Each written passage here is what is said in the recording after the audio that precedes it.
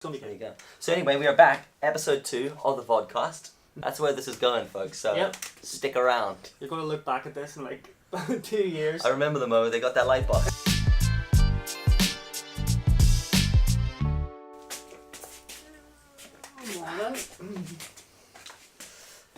Morning. There you go. Morning. It's good. It's morning here. It's like 7 a.m. or something stupid. Yeah, it's pretty early. It's pretty early for this. Yeah. This is a re-record because we recorded this whole episode, and then after some debate, we decided the best thing to do was just for me to delete it all accidentally, and then. So. I got a text message. I was walking through work and had a couple of things happen that day, and then out of nowhere, Dylan just wrote, "Well, start with a laughy face. It's never a good start." Yeah. And then it was, "Dude, I've deleted the whole episode, and nothing else." And I was like, "Are you serious?" But anyway, flash forward, here we are. Here we are. We got a light box. We actually went to a local place and asked for investment Yeah. for the podcast, and Yeah. this is what we could stretch to. Yeah. Yeah. And by investment, we gave them £4. They gave us this light Oh, box. we liking it? Pop it on. Oh, look at that, huh? Mm-hmm. That's where this is going, folks. So Yep. stick around. You're going to look back at this in like 2 years. I remember the moment they got that light box. Where are they now?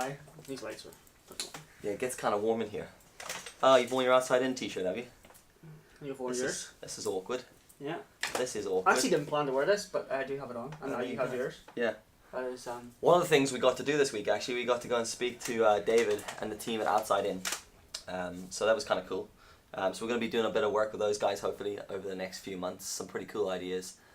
They're a pretty cool local brand. We'll link them below if you want to check it out. But there could be some really fun stuff coming up with that, I think. Yeah, it was interesting. We went up and had a chat with them in their office. They're doing some pretty cool things, and they reached out and want to do some stuff with us. So we thought, absolutely, Yeah, man. Sure. that's absolutely local company doing brilliant things. So Yeah. although when I say we're going to do stuff, the stuff that we're planning on doing, I'm not really looking. It's a wee bit like Yeah. out of my comfort. Yeah, yeah. Me I was too, like, yeah. yeah, that's, when we talked about the ideas, we were like, yeah, this could be quite cool. And I was just thinking, like, on one hand, I was like, this is going to be great. And on the other hand, There's the application. shitting a brick. Yeah, Yeah. it's going to Yeah. be brutal, but it's So, going to be good. It's going to be There good. you go. So anyway, we are back, episode 2 of the Vodcast. Like we've been having these off and on chats, haven't we? Like about audience and the importance of audience, and then we were like, yeah, let's share our approach or our feelings on it, maybe. Yeah. Not really. We're not like by any means here absolute doctors in audience, but it's something that we don't take lightly, and it's something that we apply most of our attention to. Yeah. When we're doing our socials. So, and it's also the whenever you go to do work for, like, we've had the pleasure of making social media content for other people or other businesses, and it's what they focus on. It's all they focus on. Yeah. So if that's the kind of general approach from people who are investing money in it, then it's not something that we think that should be something that you, if you're doing any sort of form of social and you're planning on growing it, it's something you cannot take for granted. So Yeah. we just want to give our 2p's worth on it, and you know what, maybe you'll get something from it. I'm pretty sure I just phased out in amongst the middle of that. I was just staring at that brick and I was like... Oh, Sorry, it's like sitting here with my wife. No one listening. So audience is an interesting thing, right? Because there's two sides to the audience, and there's two sides to how that works, and especially in Northern Ireland, where like influencers, content creators, bloggers are still trying to learn and negotiate that sort of weird Yeah. environment. So are brands. So your audience is built on the content you produce, and it's kind of in a way dictated by the audience you have, but you have to get that balance right. And you've got to make sure that you're building your audience for the right reason, and then you're respecting the audience you've got, and you're creating content in a way for them, but something that's true to yourself, and that's a very hard thing to balance. As sort of people are growing maybe on Instagram or growing on YouTube and stuff, audience is the one thing you can't fake. Yeah. So I think, you know, they all talk about, whenever you're doing stuff with other people, they'll talk about engagement. Yeah. And they'll talk about engagement, so that's kind of what you're saying. It's acknowledging them, engaging with them, Yeah. and just getting it. Yeah, it's getting it. You'll never get it really right, I don't think. No, and you're never going to please everyone. You never, and that is a hard thing. So you've got to get that balance right. So guess what I'm saying is, right, maybe this applies more to when you decide to take social media and try to make money from it, try to make a future from it, or a business from it, or work with a brand, or anything like that. If you suddenly do something that's out of your norm, your audience doesn't expect you to do, you need to give them some sort of, like, introduction to it, and it needs to fit in. And I think people go really, really wrong whenever they try to work with a brand that doesn't work with them, or a product that doesn't work with them. And when you suddenly just drop something random into it that doesn't really work, it's like, well, so for example, me, I always talk about photography and videography in a lot of my stuff. So when I do something like off the wall, something random, it's got to be like, I've got to give them context. And if I suddenly do something, like if I was suddenly to, out of nowhere, start working with a deodorant company, and I just, out of nowhere, just pop a couple of cans of some brand of deodorant, and it was just started plugging it in my stories with absolutely no context, that makes me sound like I never wear deodorant, which I do. If you work with a brand or a company, you got to make sure that it fits with you, fits for your life, so that your audience see it and go, that's authentic. Yeah. You know, it's like, for example, I wear Vans and they're wrecked. I mean, look at that. That's it. That's them done. So if I go and buy a new pair of Vans, I'm gonna put them in my story. And if I ever got like hooked up by some shop that did Vans or something, that would fit. That's how you gotta respect your audience. You have to show them the same respect that they've shown you when they've built and bought into what you do. I think with what you're saying, it's understanding the reason that brand or that shop would reach to you is because you have an audience. Yeah. So it's not misplacing trust. Yeah. So like I really believe that like an audience or my audience that I have trust what I'm doing and what I've chosen to share. Yeah. Whatever that may be. I mean I like sometimes I'll just do stuff just to get a laugh. It's just to give a wee bit of whatever, you know, like a wee escapism I think they call it. And I'll do stuff like that, but I don't do stuff where I sort of misplacing trust. I really and I see a lot of people, and I've seen a lot of accounts where they'll be talking to you. Like I watch a guy on YouTube, I'm not naming him, he was like talking, and then halfway through he's like, but if you need help with your finances, and I was like, what? Like, do you know what I mean? Like, I get why you might be saying this, like, don't get me wrong, everybody needs help with finances, everybody, and I get it, but it just seemed like, I'm not watching you for this, you know, and it's so weird because I've come from a place where I've worked with brands, and yet when I see someone doing that, I'm like, dude. So it is really important, and I think in a world where you can buy followers, you can buy likes, you can't buy engagement, you can't buy an audience, so that's how heavily I take it, that's how important I think it is. And buying likes, so like very early on people were buying likes of followers, whatever that was, and that was fine, it got your numbers up, and early on in the game, social media, everyone was like, oh, numbers, but I don't know about you, but I'm noticing a lot more people reaching out to me now for the authentic side. Oh yeah, like I mean the majority of people, like at the very very start I would have got, I probably got a free t-shirt because I had a few thousand followers. Yeah. But whenever I've worked with the bigger brands or the ones that have meant a lot to me, it's been the first thing I've asked is engagement. Yeah. Like what's your engagement and how do you engage with people, and that's one thing I don't think that you can't fake. Yeah. See, I talk to a lot of people in the industry who do stuff like this, who work with brands, and you see a lot of this sort of stuff happening. And for me, one of the weirdest things is when someone just sells their soul for a product because it's there, right? So we were chatting about this in the car the other day, where someone goes to an event or they go to a show or an opening or some launch of something, and they go to a thing and there's some product put there, and they feel like obligated because they've been invited. I feel obligated to put this up and promote it. And it's like, no, you're not even obligated to go to the event. Why would you be obligated to do that? Yeah. You know? So I think it's really odd for me, and that's where I as a viewer get annoyed. And I think what's really important is people need to remember that while you are creating content or putting content out there, you're also consuming it. You got to think the people that you follow, if they force feed you stuff that feels a bit off track, you're like, well, why are you, that annoys me, that irritates me, and that makes me want to be like, well, I've had enough. Like, don't you've only got a couple of strikes in doing that. So I think it's remembering that, and that's that bit that comes back to respecting your audience. So if you've worked hard and you've grown your following authentically, then that audience that you've built, you've put a lot of work into building that audience. But they've also put a lot of commitment into watching and digesting the content that you put out there. So you have to respect that audience whenever you're doing stuff. You can't suddenly be like, hey, thanks so much for following me for the last 4 years. Thanks for the likes and all the comments. By the way, here's some shower gel. Yeah. You know? Link in bio. Use code DILGEL 10 at checkout. Because that's just like slide on. That annoys me. Yeah. The one community or the one group of like content creators that I would kind of have sympathy for over working with brands is the makeup or the beauty bloggers. Oh yeah, without a doubt. Because my wife watches like people. There's some big names. I'm not really sure what they are. Like Zoella, not Zoella. She doesn't watch them. There's like two sisters and there's another girl she watches. And on one hand, these girls are like showing makeup tips, and it's all like, you know, ring light. You've all seen the type of videos it is. But the problem is with those guys, they get bigger, and a brand, like a makeup brand, I'm not sure if anyone, MAC or whatever, I'll reach out to those guys and go, here, would you then use our makeup for your video? And they go, sweet. And then MAC takes them to like on a holiday. Yeah. Right? Yeah. That whole audience, they've got a product that the audience are watching put on, and they've watched them for ages put makeup on. Yeah. Right? That's how it's done, by the way. That's me putting makeup on. That's it. They then, I know a lot more about makeup than you'd be shocked how much I know about makeup. But so they're putting makeup on the whole time. Then they get free makeup to put on. Yeah. And the audience goes, don't like it. Yeah. You're like, yeah. oh, well, I don't get it. Like, where do they win? Yeah. Like, what is the win? What other thing can they literally... Like, they literally can't put anything else in their show, anything else on their channel, and it's out of place. So the one thing that they can use, or they get a break, and Mac are like, here, do you want to go and fly to Las Vegas? We'll take you to this show. Would you use our contour, and I don't know, contour with our stuff, or whatever it is? And then all their audience are like, sell out. Yeah. And like, where do they win? Like, I do genuinely feel sorry for them. You're like, right. You know, we have a bit more scope, or people who do like show their life more have a bit more scope because you introduce a whole lot of things. And I just kind of think so for as someone who's working and worked hard at building their audience, are like, well, where can those guys win?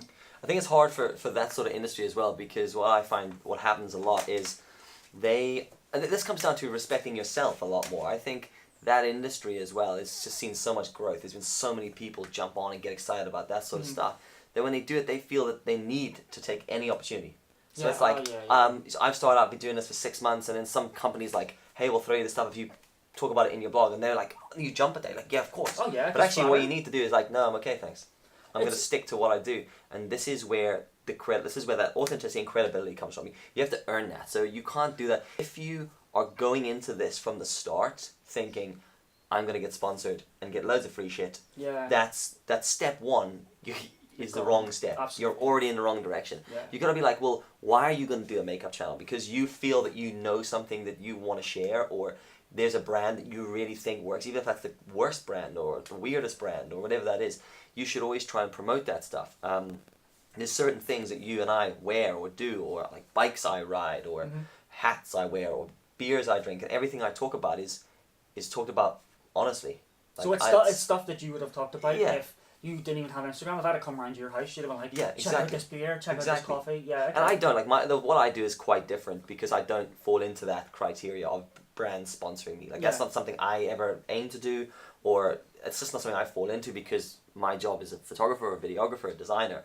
So a lot of my content is more about that. So the way social media works for me with my audience is I build relationships with people, and then I get to work with people on projects for them, rather than like someone throwing me stuff. So it's slightly different for me, but I can see that, and I think because I know what my goal is to do creative work, is to create projects and solutions for other people. So all I'm doing in my stories and my videos and my vlogs on YouTube is just showing people who I am, what my personality is, what I do for them, how I work things out. So it is a little bit different, but I see that whole industry, and it's like, it's very, very tough to get that right. Too many people just jump at the chance at the start. Yeah, they literally would do it for a free kind of coat. Yeah. Yeah, and like, yeah, it does. It kind of it saturates, because it's like any industry really. Those guys are going to be the ones that are, you know, could potentially ruin it. Yeah. Because brands just see it as just. And that whole balance of brands understanding what a creator's created and why they've built this audience. Like, brands need to respect that. And, absolutely. And they need to understand, but they're not going to respect it until the creators say, do you know what, actually, thank you very much for offering me that. But I have spent the last 4 years building up this audience, and they trust me because I've told them A, B, and C. This is what I've shared with them. I can't now go back on my word, just be like, actually, do you know what? Totally buy into this other thing or this other product, or that's completely irrelevant to me.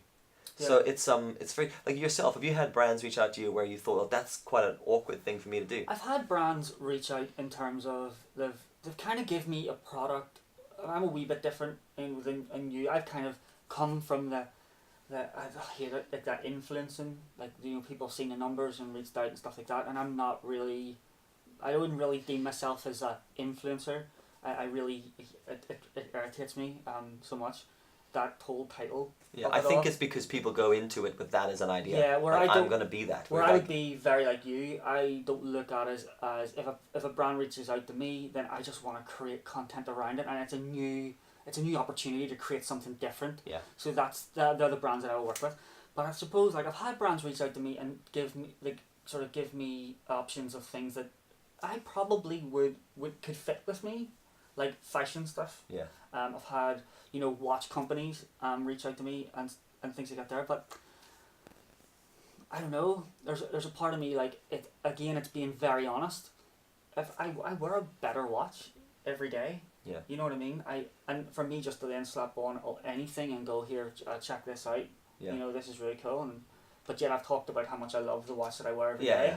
Yeah. Then I do take it seriously enough to go, no, I'd rather not. Well, using watches as an example, all right? Pride and Pinion, run by Nico. So Pride and Pinion is a watch company, basically. I say a watch company. Nico's a watch broker, and the dude's got like an insane amount of knowledge on watches. Yeah. And he reached out to me to work with him. And one of the first meetings I had with him, he was showing me the watches that he has, like, unbelievable. Now, if you know me, you know I wear a Casio Illuminator, right? The one with the little light that lights up. Yeah. £11. I got mine for $8 in America years ago. It's still in the house, yeah. $8. And when I brought it over here, everyone was like, no way, they're like 30 quid. I was like, what? Nuts, man. Oh, Nuts. Well, I upgraded mine to the silver one the other day, and it was £15 on Amazon. So like that's the kind of watch I wear. Yeah. So when I met him and he was talking about making some stuff, I said to him, right, just so you understand, I don't wear expensive watches. I'm not going to do anything that looks otherwise. Like, I'm not just suddenly going to be like, I'm wearing a £4,000 Rolex today. Yeah. Because people are going to be like, bullshit, Dill, because you never wear an expensive watch. But he respected that. He's like, that's fine, I get that. I don't want to work with you because of that. I want to work with you for your ideas. So I have built a really good relationship with Nico because I completely respect what he does and completely respect his knowledge on watches. Yeah. But he completely respects that I know nothing about watches. So a lot of the interaction that we have when I'm creating content with him is about him trying to school me on watches. And like so the amount of times I'm filming a video for him about watches and I'm wearing a £9 Casio and he's laughing at that because he thinks that's hilarious. But that's because it's his audience. Like my audience might be into watches, but they know that I'm not. So if they want to go check him out, they can. Mm-hmm. But this content's being built for him, and it was because of a mutual respect that relationship works. And that I don't think there's enough of that going around. Yeah, absolutely. Because your forefront of your mind is your audience. You're thinking about the individuals who comment on you every day. And I suppose there's other things that you can look at in terms of audience. There's a few things you'll always hear, which you should be doing. People comment back. Yeah. Every time, just comment back or take the time to acknowledge that they have spent time to write something to you. Someone DMs you. Don't get me wrong. You get DMs all the time. Follow me. Don't do that there. But if someone's took time to give you a thought, took thought to write out a DM to you, acknowledge them. Yeah. You know what I mean? Be active on their profile, comment back, and it's a community, and I think you're building a community, and so there's a few tips. I will spend a lot of time interacting in the back end of where I'm not posting. I'm on all the time. Yeah. Trying to get people to understand that this is a conversation. This is something that's going to continue to grow, and I really like that actually about your money because I wear quite an expensive watch all the time, but it's destroyed. Look at this. Oh, I see that. It's absolutely banjo. Buttons and all are missing. Mm. But yeah, so then if a watch company reached out to me, and then I don't know. I think I would just be like, my watch is better.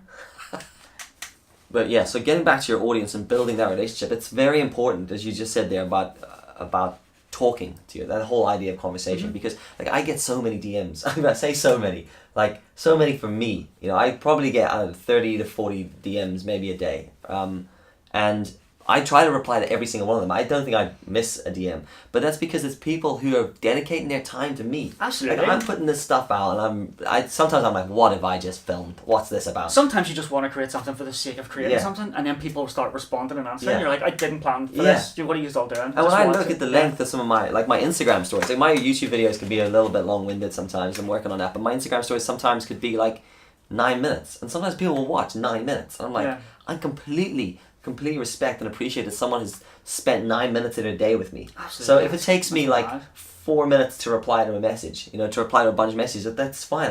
I try to learn a bit about the people who follow me, and it's hard because it's difficult sometimes when you're seeing, like, especially on Instagram, you're just seeing names, like tags and handles. Sometimes it's hard to work that stuff out and realize that's a person, who is that person.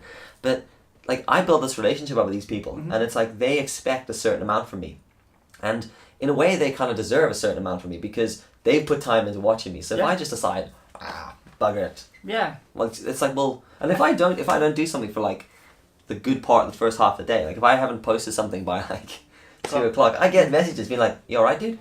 Yeah. No content today. What's happening?" I'm like, normally I'm like at my desk. Look at this. I'm working. See, I'm on it now. I never really. It only ever struck me like what you're saying was whenever I was walking through Belfast and someone came up to me and was like, "Oh yeah, you're him from Instagram." Yeah, him with the beard. You're him with the beard, and yeah, and I was like, yeah, and they knew I call my wife the Duchess, the kids the Dorks, and they said, "Oh yeah, how's the Duchess? How's the Dorks?" And then I was like, oh my goodness. Yeah. Like people actually are like really like watching. Yeah, pay attention, you know? So I suppose it is, you do have kind of a responsibility, I guess. Yeah, I do child A and B, and I have sometimes people asking me, how's child B doing? Yeah, how I'm like, alright. So they've not only invested time to go, oh, he's a dude with a beard, they're kind of like invested in elements of my life. Yeah. You know, people come up and talk about my brother's coffee business and how's the coffee, and I'm like, no, that's my twin. But yeah, but they do, like, they'll show interest, or how's that thing going with Dylan, or and they do talk about it. So you do realize, I think at the very, very start, I just put stories up there just to put stories up there. That's all I wanted to do, was just make stories and just put photos up. And then whenever people started talking back, I was like, oh my goodness, this is crazy. Like, people are actually investing. I think they're just investing time. And we always talk about time. Yeah. What is it your wife says? You can lose £5. Don't worry about it, you'll get it back. You can't get 5 minutes. Yeah, lose 5 minutes, gone forever. Yeah, we had that written on a board in the kitchen to remind us, that. because it is, like, time is super, super valuable, and I think people don't really make the most of time.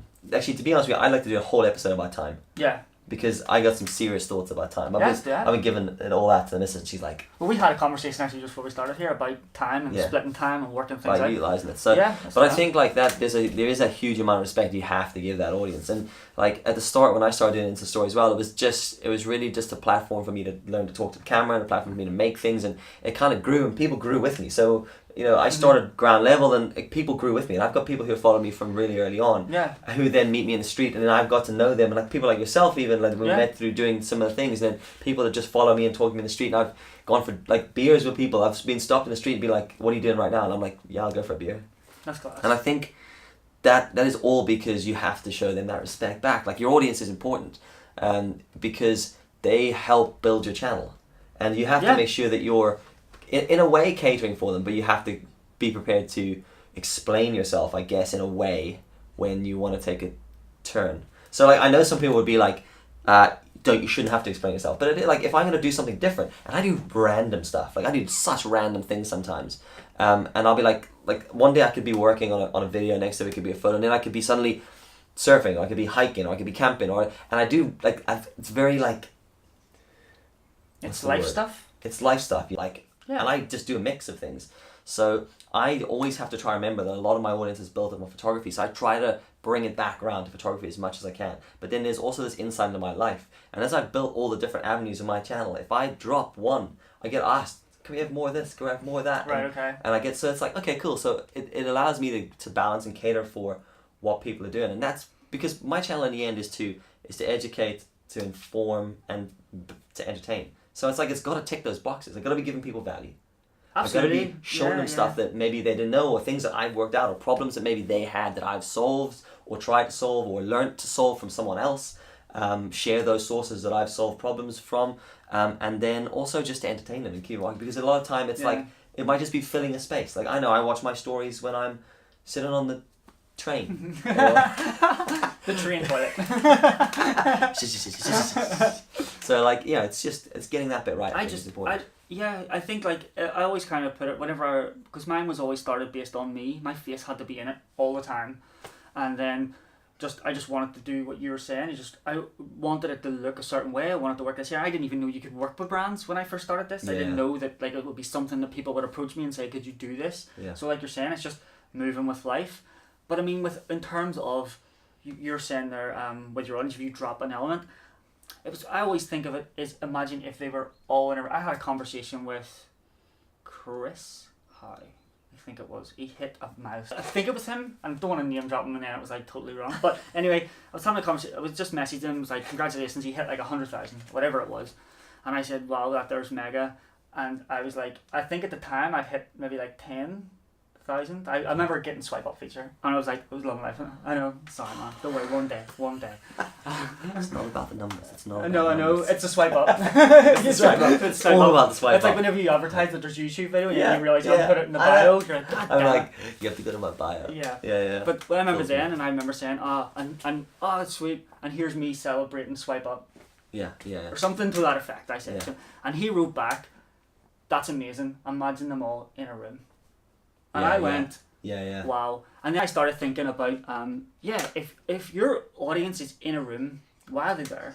Yeah, you're right. So it's thinking of things, and thinking I'm a very practical thinker. So like, I always think practically, what are they there for? What are you giving them? So in terms of when you're creating content or whatever that is, photo, video, whatever, think about, are you giving them the clock? Or are you giving them the time? So I always think, if you're showing a lot of stuff, are you just showing them the clock when they're actually just all they've asked you for is the time? So I think on a very practical level, what you're saying is, when we're making content, when you're creating stories, don't just show a load of stuff. Yeah. Try and make it go somewhere. So you're saying it's about life stuff, but the thing is, when you're doing your life stuff, you're doing that random thing, you give it context, you give it, you know what I mean? I suppose I'm just trying to bring it to sort of a practical level that you can apply. Yeah. But also, one of the other reasons that probably your audience would want, if they came to actually watch you, would be value. Like, you have to give them something to walk away with. What are you saying to them? Like, what is it your message is? Whether it's something, maybe you want to reach out to like a makeup brand, you maybe want to reach out to like a watch company, but is it what you're doing? You know what I mean? Don't tailor your videos just to get that brand. Don't tailor your stuff just so you can go and walk into a bar and get a free beer. It's pathetic. You know, that's pathetic's harsh, and actually had a real go there, but like, don't do it that way. Just be, you always hear the cheesy ones, speak your truths. Be you. And all the stuff that you do, and then whenever it does come along, or whenever brands do start reaching out, it just fits in. So if you're going camping and a tent company reaches out to you, it fits. It And absolutely like, fits. based on what I was saying earlier about that audience, and you building it for your audience. Mm-hmm. If you work hard early on and you build an audience, then that's your audience you're gonna build from. That's the foundations. So when I say like respecting them and building stuff for them, it's more so like, you get that point where someone unfollows you, right? Sometimes sometimes I'll get a day where like I'll get like a random boost of followers, and I'll be like, sweet, I went up 20 followers, and I'm like, but then I'm looking at my number thinking, I've only got up 4, which means 16 people unfollowed. So what the, and at first, like, that, sometimes that could be like, you'd be like, well, what did I do there? Why would people unfollow? But that's because people are following you who are uninterested. So those are the people that don't matter for your content. But all those people that stick with you for a long period of time, that's those people who have invested their time, and that's that bit where you need to, virtual high fives, whatever that emoji is. Some people say that's 2 high fives, that emoji. Is that not the praying hands? That's what I thought it was, but some people are like, that's 2 high fives. Absolutely praying hands. Look at it though. There's a conspiracy theory. There's a conspiracy theory about that being 2 high fives. Anyway, is it chocolate or turd? I don't know. I don't even know what that means. Is it the poo emoji? Oh, it's definitely poo. Is it? It's called poo emoji. Is it actually? Yeah. It's called poo emoji. Because my mutant work was arguing me saying it's not. It's like Go and check out the emoji encyclopedia. Emojipedia. Something like that. There's a whole website. It's like Wikipedia. No, it's not. But for emojis, it is. Really? Yeah. I'll link it. I'll link it. So, anyway, so that's kind of, I think it just comes down to respect your audience, work hard, you work hard and build that engagement level. Show them respect and trust, and they'll do the same back for you, and it becomes a conversation. You're building this big audience of friends. Yeah. People that. And we're small accounts. Yeah. But look at the bigger people that you're watching on YouTube or Instagram.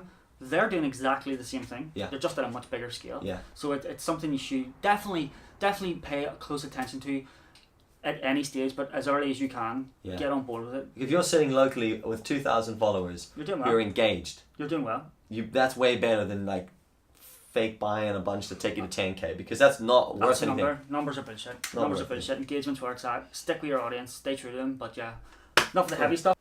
Power of Video is this week. When this goes out, it'll be at the end of the week, hopefully. Yeah. Who are you looking most forward to seeing? I know it's really bad because like you're going to be there, whatever it is. You don't want to like. If you don't know what Power Video is, it's an event here in Belfast that I just help out with. And a bunch of friends of mine run this event. They bring amazing speakers from all over the world. There's a whack of amazing speakers. I'm really excited to see Maddie Hapoya and Peter McKinnon. Have you heard of those guys? travel fields. Bing bing. Name drop. Yeah. So Peter those two McKinnon. guys, I yeah. need to get familiar. So Peter's the guy that owns coffee and backwards hats. So And Canada? that's gonna In Canada, can turn that around when he comes. hopefully he hasn't a beard. But the guy I'm really looking forward to is Dan Mace. Do you know what? Mine is absolutely Dan Mace. I don't know what. He's just come out of nowhere. He's just like, he's different, man. He's deep, and he's got that element of like vulnerability that Ben Brown has in a lot of his stuff. Bing, name drop. I don't really watch Ben Brown. But he has that vulnerability that Ben Brown has. But he's got this idea that's a bit like Casey works, but then he's got this film director side and then this like commercial director side. He puts it all together, and the stuff he creates is just weird and wacky and different. I just want to like get in. So like I said, I always keep saying I'm a very practical thinker. I just want to get in his head and be like, how do you make that in a week? Yeah. Like if not even how do you make that in a week. Where did that come from? Yeah, but like, you can. I like the video he did. We're getting into the Dan Mace conversation, but I just love the video that he did where he was like just sitting talking. He was like, maybe I should do a video on the science. Yeah. And then next week it was this whole big video. And like, how did you get the time? I was gutted with that video because my brother and I have been talking about doing effectively a very similar thing in Belfast, all about noise pollution in Belfast Really? for like a couple of years, like. And he was just like, we gotta sit down and do that. We gotta sit down and do that. And then Dan Mace was just like, done. Just did it. He was like, I'm gonna do a video, and he did it. And I was like, that's the trick. If you're gonna talk about it, do the video. I'm looking really forward to meeting Dan. I think as well for me, I'm looking forward to meeting a few people that I'm not really familiar with. Sarah Steele.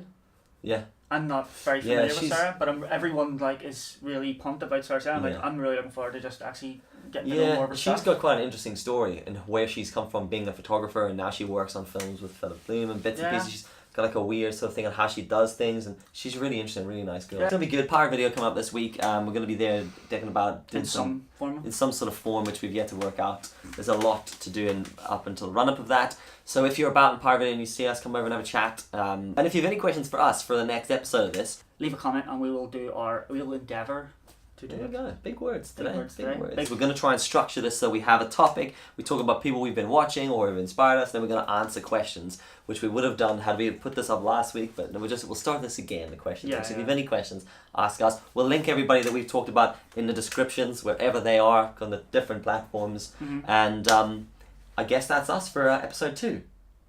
Episode 2. Yeah. Let's not delete it. Don't delete this time. Let's get this one done. Don't delete. Right. In the bag. That sounds good. Would you like to? Will we leave that, or will we exit with the light on, and then drop back and switch it off, or do we? We make like we don't care. We'll just leave it on. I Don't care about lights. Cool. Just gonna pop that off there quickly.